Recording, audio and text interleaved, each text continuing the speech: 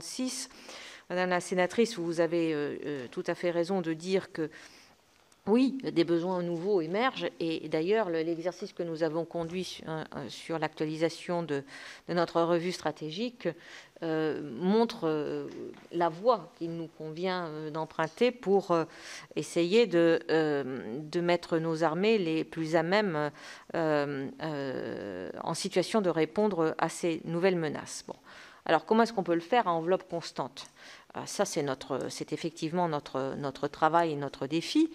Ce que je voudrais souligner, mais que vous connaissez parfaitement, c'est que le ministère des Armées et la mission Défense peuvent s'appuyer, et c'est sans doute notre particularité historique, sur des lois de programmation pluriannuelles, parce que nos programmes sont des programmes de long terme et que nous avons besoin, s'agissant d'investissements qui engagent dans la durée, d'avoir cette visibilité pluriannuelle. Et le fait que ces programmes soient pluriannuels est un outil qui nous permet, année après année, dans le cadre des révisions que nous faisons dans ce travail d'A2PM, qui est le nom technique qui est donné à cet exercice de vérification que nous tenons bien les trajectoires et d'identification des programmes qui peuvent être amenés pour des raisons très variées à prendre un certain retard à un moment donné, permettent donc de redonner des marges de manœuvre sur d'autres aspects. C'est d'ailleurs ce qui nous a permis, souvenez-vous-en, en 2020, dans le cadre de la crise sanitaire, de pouvoir identifier des moyens à enveloppe constante pour contribuer au plan de soutien aéronautique. C'est un exemple. Alors, ça ne veut pas dire que nous allons renoncer à des investissements qui interviendront un peu plus tard, mais ça permet d'être certain que tous les euros qui nous sont consentis année après année, plutôt que de créer des reports sur le futur, eh bien, ont un impact immédiat, direct, au moment où, par ailleurs, notre économie et nos industries en ont besoin.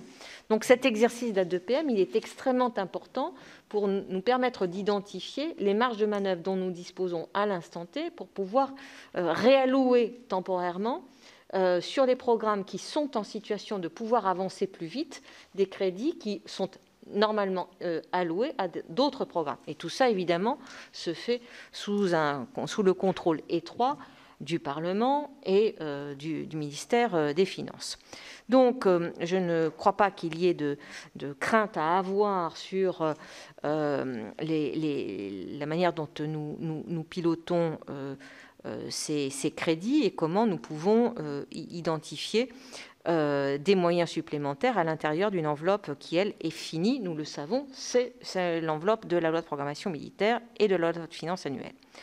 Alors, oui, nous avons identifié un certain nombre de besoins nouveaux. Vous avez mentionné le fait que nous ne pouvons pas toujours tout prévoir. Par exemple, la bonne nouvelle de la vente de Rafale à la Grèce, ça n'était pas attendu, nous nous en réjouissons.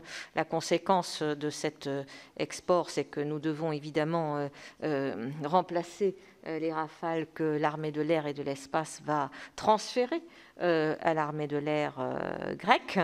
Donc nous avons, je crois vous l'avoir dit, obtenu l'assurance que les produits de cession de ces Rafales seront entièrement restitués au ministère des Armées. Donc ça, c'est une bonne nouvelle. Devant nous, nous avons en effet un programme lourd, mais qui est, pour le coup, qui était connu, qui était celui de la rénovation des Leclerc. Donc nous avons à la fois des choses qui étaient prévues. Nous avions prévu que nous lancerions des programmes en coopération tels que le SCAF ou l'MGCS. Nous avions prévu que nous travaillerions sur un porte-avions de nouvelle génération pendant cette loi de programmation militaire. Donc tout ça, ce sont des objets nouveaux à horizon de 20 ou 30 ans dont nous démarrons les études maintenant, mais la loi de programmation ne les découvre pas. Elle les avait intégrés dès le départ. Alors, naturellement, les investissements essentiels liées à ces programmes relèvent plutôt d'une loi de programmation future. Ça, c'est l'évidence. Mais nous n'avons pas découvert en tant que besoin nouveau les crédits d'études dont nous avons besoin en ce moment pour pouvoir lancer ces programmes. Et naturellement, les besoins nouveaux que nous avons identifiés sur le programme 146 ne doivent pas nous conduire à sacrifier les investissements que nous avons souhaité ensemble consentir à hauteur d'homme, parce que la hauteur d'homme reste la priorité absolue. En tout cas, c'est ma priorité absolue.